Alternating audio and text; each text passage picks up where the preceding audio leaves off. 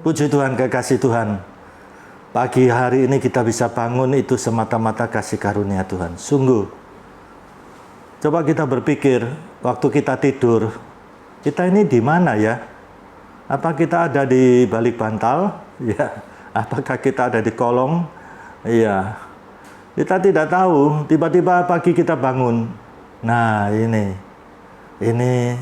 kita harus akui, kita hidup ini semata-mata kemurahan Tuhan. Kita bisa bangun ini, nah, bukan kita mengisinya hanya untuk rutinitas saja. Di sini penting. Kalau kita cinta Yesus, kita cinta firman Tuhan juga. Puji Tuhan, mari kita berdoa. Bapa Surgawi, pagi hari ini kami mau mengutamakan firman Tuhan. Karena Yesus sendiri menyatakan, langit dan bumi akan lenyap, tetapi firman Tuhan itu kekal adanya. Dalam nama Tuhan Yesus Kristus, kami sambut kebenaran firman Tuhan. Amin. Puji Tuhan, pagi hari ini kita akan merenungkan satu kebenaran penuh Roh Kudus. Dan ini terkait dengan waktu. Bukan kita sedang merayakan Pentakosta ya, berkaitan dengan waktu. Dan ini kebenaran yang diajarkan oleh Rasul Paulus. Kita membaca di dalam Efesus pasal 5 ayat 14 sampai dengan 21. Efesus pasal 5 ayat 14 sampai dengan 21. Itu sebabnya dikatakan, bangunlah, bangunlah, hai kamu yang tidur, dan bangkitlah dari antara orang mati, dan Kristus akan bercahaya atas kamu. Nah ini, ada tindakan iman, komitmen, saya mau bangun, saya mau bangkit. Nah ini, pembahasan ayat sebelumnya itu selalu berkecimpung di dalam ya kehidupan lama dengan sifat yang lama. Nah, sekarang kita harus bangun, bangkit. Untuk apa? Nah, ini kebenaran akan kita perhatikan. Yang seyogyanya harus ada dalam hidup kita. Dan kita lihat kalau kita melaksanakan ini, Kristus akan bercahaya. Lihat. Kristus akan bercahaya atas kamu. Bercahaya, Kristus akan bercahaya atas kamu. Selama ini dalam kehidupan duniawi, kita kan diperhadapkan antara terang dan gelap. Iya. Kalau malam hari gelap, kita harus nyalakan lampu. Siang hari, ya ada sinar matahari terang menderang ya. Nah di sini kehidupan duniawi kita, dalam kehidupan sehari-hari, malam kita harus bantu lampu, siang dengan matahari. Nah di sini rohani kita ini jangan di dalam kegelapan dosa. Rohani kita ini harus di dalam terang cahaya Kristus. Indah sekali saudara kalau Kristus percaya atas kita. Kita di dalam terang Kristus, dan kita di dalam kekayaan Kristus, kekayaan hikmat Kristus, kekayaan rohaninya, anugerahnya, ini luar biasa. Kalau kita dalam terang cahaya Kristus, jangan khawatir. Lihat, kegelapan tidak bisa menyerang. Apapun tidak bisa menyerang, apalagi dalam situasi kondisi sekarang ini COVID-19 ini. Dan juga kita lihat di medsos pengumuman begitu rupa tentang COVID-19 semakin meningkat, apalagi ada ya COVID-19 bermutasi menjadi varian baru dan ganas masuk media komunikasi, media sosial dengan resmi di televisi. 70% daya tularnya. Sehingga karena meresahkan, ini terjadi di Inggris ya. Jangan sampai masuk Indonesia. Lihat, sudah masuk Singapura loh. Indonesia terpaksa menutup bandaranya dari dari asing, dari warga negara asing luar negeri, dan sampai masuk ke Indonesia. Tapi kita lihat sekarang ini, yang terdampak positif COVID-19 ini hampir sudah 950 lebih, hampir 1 juta loh saudara. Nah ini jangan main-main, kita harus serius dengan protokol kesehatan. Nah yang paling penting, cahaya Kristus menerangi kita. Nah ini, cahaya Kristus. Saya ingat seorang pastor, John Locke. Dia dipakai kesembuhan ilahi. Pada waktu itu medis belum maju, dunia pengobatan belum maju. Orang-orang sakit banyak dibawa ke rumah misionaris ini. Di depan rumahnya itu semua orang yang sakit-sakit menunggu supaya dijamah ya oleh Tuhan melalui hamba Tuhan ini. Di dalam bukunya tentang peran Roh Kudus, saya membaca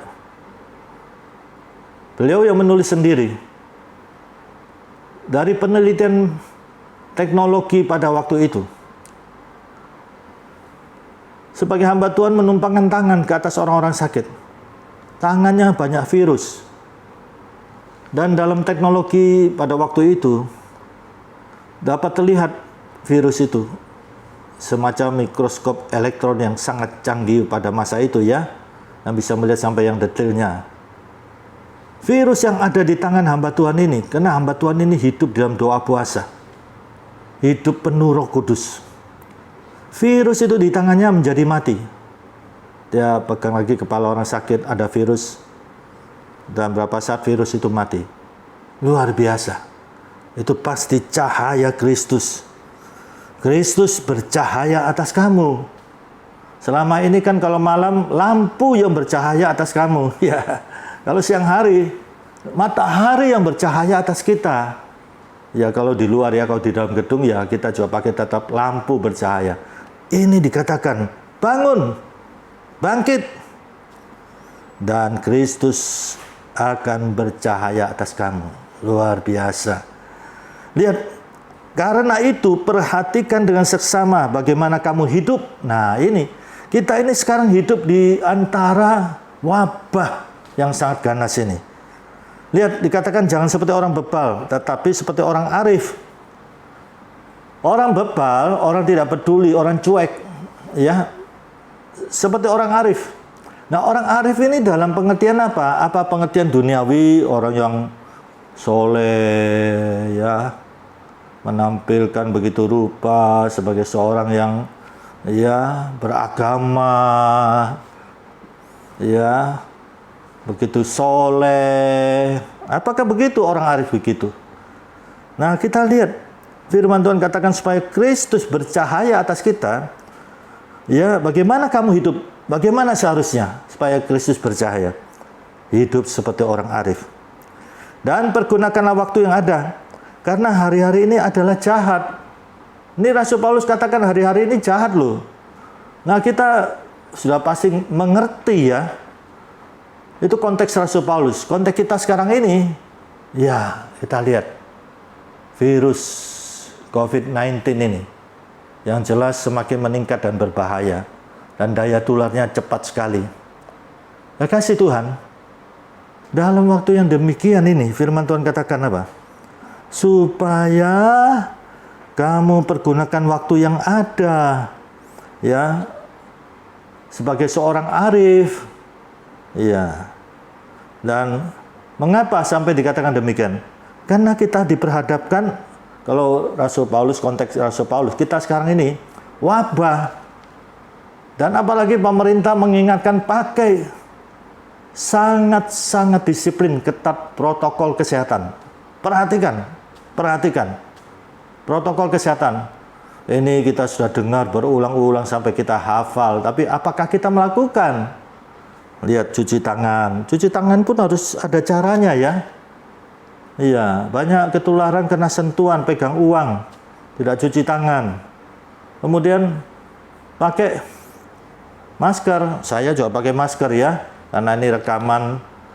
Iya, pakai yang benar, ada yang pakai cuma separuh, hidung tidak ditutup. Loh, buat apa? Apa kalau begitu? Harus hidung juga ditutup, jaga jarak. Sekarang ya 2 meter lah, jangan 1 meter, 2 meter lah supaya aman. Dalam komunikasi jangan lama-lama, nanti kena semprotan ludah itu, hawa ludah itu basah, ada cairannya. Demikian juga ya jangan berkerumun, jangan kita tidak menjaga kesehatan tubuh ini juga. Harus bergizi. Nah, bergizi ini tidak harus makanan yang mahal ya. Tempe, tahu itu ya sehat. Ada banyak makanan sehat, ikan laut. Ya, makanan sederhana yang sehat juga ada. Tidak harus kemudian kaya baru bisa beri makanan bergizi. Tidak, justru nanti bisa kemudian karena terlalu kaya makanan yang banyak lemaknya, banyak ya kandungan-kandungan ya bahan-bahan yang mengandung kimia. Nah ini sampai ada teman saya itu kesukaannya itu ya makan daging sapi setengah mateng loh saudara, masih ada darah-darahnya yang mentah itu. Nah kita membayangkan yang biasa tidak biasa makan begitu, ngeri. Itu kesukaannya anak-anak muda sekarang, zaman sekarang, padahal anaknya dokter loh, calon dokter, belum dokter. Nah ini jadi makanan bergizi itu tidak harus mahal, tidak. Ini harus dijaga. Karena pemerintah itu wakil Tuhan. Kita harus taat. Ya banyak ayat menunjukkan. Iya, seperti 1 Timotius 2 ayat 1 sampai dan 3, Titus pasal 3 ayat 1. Ya kemudian di dalam 1 Petrus pasal 2 ayat 13. Ya kemudian di dalam Roma pasal 13. Ada begitu banyak ayat-ayat yang menunjukkan kita harus tunduk kepada pemerintah. Nah, ini. Nah, di sini ya sebab itu janganlah kamu bodoh. Ini firman Tuhan yang ngomong loh, bukan saya. Ya. Tetapi usahakanlah. Usaha, jadi harus usaha. Usahakanlah supaya kamu mengerti kehendak Tuhan.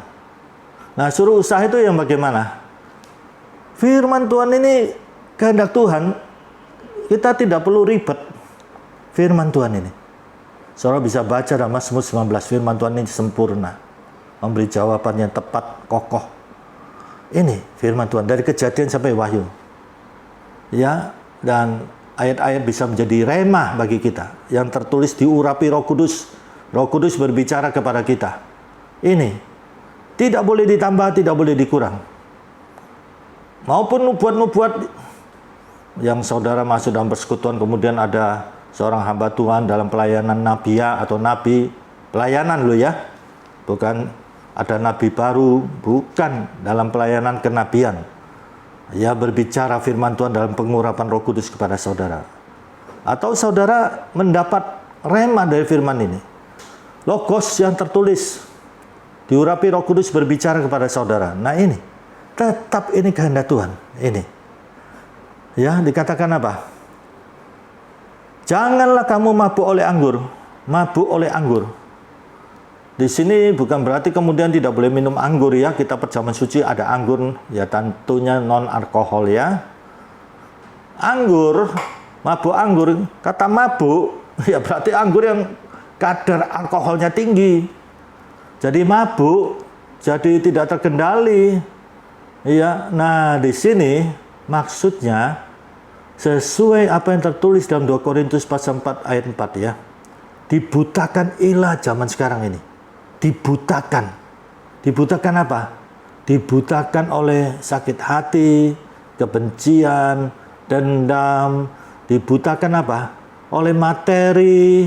Dibutakan oleh apa? Dibutakan ingin kaya mendadak. Dibutakan oleh apa? Amarah juga dibutakan dengan apa? Dengan nafsu cabul.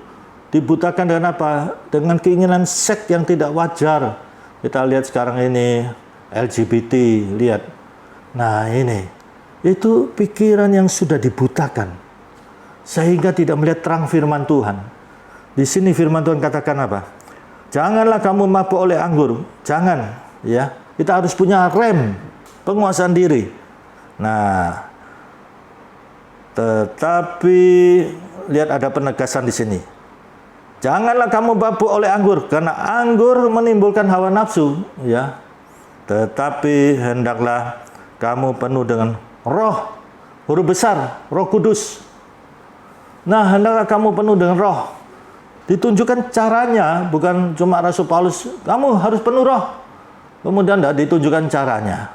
Tapi luar biasa Rasul Paulus. Penuh Roh Kudus. Kita harus apakah tunggu sampai hari Pentakosta dalam ya tata cara ibadah Pentakosta, gereja Pentakosta ya. Ada 10 hari doa supaya mereka yang belum dibaptis Roh Kudus terima baptisan Roh Kudus. Mereka yang sudah dibaptis Roh Kudus yang kering rohaninya supaya dipenuhi Roh Kudus. Ya, baptis penuh itu beda. Baptis itu dibaptiskan. Ya, dia terima Roh Kudus dengan penuh setiap hari terus menerus penuh dengan Roh Kudus. Nah, ini ditunjukkan supaya kamu penuh dengan Roh Kudus. Caranya ditunjukkan apa? Dengan berkata-kata seorang kepada yang lain dalam mazmur, kidung puji-pujian, dan nyanyian rohani. Bernyanyi bersoralah bagi Tuhan dengan segenap hati, bukan separuh, bukan asal-asalan, bukan ya karena mungkin tahu kebenaran ini ya saya lakukanlah, tapi tidak sepenuh hati. Ucaplah syukur senantiasa atas segala sesuatu loh. Bukan waktu dapat rezeki, naik pangkat, syukuran. Apa bedanya dengan orang duniawi? Tuhan mau kita beda. Bukan saja pada waktu kita diberkati, dapat rezeki, naik pangkat. Ketika kita ada dalam suasana, dalam situasi ya seperti sekarang ini. COVID-19 ini membuat dampak dalam seluruh aspek kehidupan manusia. Ya, lihat pribadi, pekerjaan, usaha, ada yang dirumahkan, ada yang di PHK. Ya, tokonya sepi, ada yang pabriknya bangkrut. Ini, ada yang sakit. Iya, nah, lihat di sini. Segala sesuatu bukan mengucap syukur tanpa ada dasar. Harus ada dasar. Dalam nama Tuhan kita Yesus Kristus kepada Allah dan Bapa surgawi. Nah ini. Saya ini setiap pagi kalau saya sarapan pagi saya keluar. Saya naik mobil. Saya lewat jembatan layang Pasar Kembang. Terus jembatan layang Ahmad Yani. Terus Aloha. Itu sudah sering saya lakukan. Saya setir mobil saya nyanyi puji Tuhan, mengagungkan Tuhan. Ya, saya naik di puncak. Ya, jembatan layang itu di Pasar Kembang saya mulai memuji kepada Bapa surgawi, Yesus Kristus, Roh Kudus. Di dalam nama Tuhan Yesus Kristus. Dan saya mengakui Tritunggal ini adalah Tuhan semesta alam. Dan saya katakan Tuhan yang menciptakan langit dan isinya. Bumi dan isinya. Ya, lihat laut dan segala isinya. Itu sudah saya lakukan. Mengapa seringkali kita stres depresi? Karena kita selalu lihat masalah-masalah di dunia ini. Kita tidak melihat langit ciptaan Tuhan itu. Kita tidak menyatakan pengakuan iman dengan kata sungguh-sungguh. Ada beberapa ayat saya menghafal dan saya bisa memperkatakan dengan sepenuh hati, sepenuh jiwa, sepenuh keberadaan saya. Di dalam membaca firman Tuhan kita harus menghafal, mengerti, ya, menghayati dan mewujudkan. Saya heran sekali kalau saya khotbah tentang menghafal. Pak, tidak cukup Pak. Ada kalanya ketika renungan berikutnya, menghafal tidak cukup, harus mengerti. Ya, berikutnya lagi kalau membahas mengerti tidak cukup, harus melakukan. Saya heran ini ada hamba Tuhan kok kesenangannya kok begitu ya. Ya jelas. Ya jelas. Menghafal, dimengerti, dihayati, diperkatakan, dan diwujudkan, dilakukan itu pasti. Kalau kita khotbah tentang iman, kemudian yang lain ngeritik, tidak cukup iman, harus melakukan, ya pasti. Bagaimana kita bisa khotbah seluruh Alkitab hanya 1 jam? Iya, jangan kita punya roh yang selalu demikian ya. Dasar menghafal itu penting. Dan apa kelebihan dari menghafal? Saya kalau ke jalan itu saya memuji Tuhan. Saya perkataan firman Tuhan. Saya hafal Yesaya 9 ayat 5 dan 6. Saya punya Tuhan yang dahsyat. Adalah Yesus Kristus. Dia penasihat ajaib. Siapa yang tidak butuh penasihat? Dia adalah pencipta, Tuhan pencipta. Tuhan yang perkasa. Coba kalau kita ada masalah yang berat. Ya, mungkin pintu tertutup, pintu dari tembaga, palang-palang besi. Lihat, kita punya Yesus Tuhan yang perkasa, jebol itu. Kita punya Bapa yang kekal. Kita mengakui kita pasti mati. Kita butuh kekekalan. Lihat manusia menyanyikan kalau anggota keluarganya berulang tahun. Ya, merayakan yang sederhana di rumah sampai restoran. Nyanyikan panjang umur, panjang umur. Ya, kita punya Tuhan, Bapa yang kekal. Lihat, Raja Damai. Dalam hidup duniawi ini benturan-benturan begitu banyak. Orang susahkan kita, fitnah kita, ngatain kita. Tetapi damai Tuhan kita punya. Damai. Yesus Raja Damai. Kita lihat besar kekuasaannya. Coba, siapa yang di dunia ini yang namanya ya yang besar, atau nyai ini, mbah itu, ya. Kita punya Yesus besar kekuasaannya. Lihat juga damai sejahteranya tidak berkesudahan. Ada orang mau bikin kita marah. Ya, ada kalanya kita dalam situasi rasanya kok pekerjaan banyak, sumpek aku, kudu ngamuk aku. Ya, rasanya mau marah aku ini. Rasanya kita mau banting buku itu, mau tendang pintu itu. Pernah tidak? Rasanya saya sumpek, Pak Sewi, saya rasanya mau marah.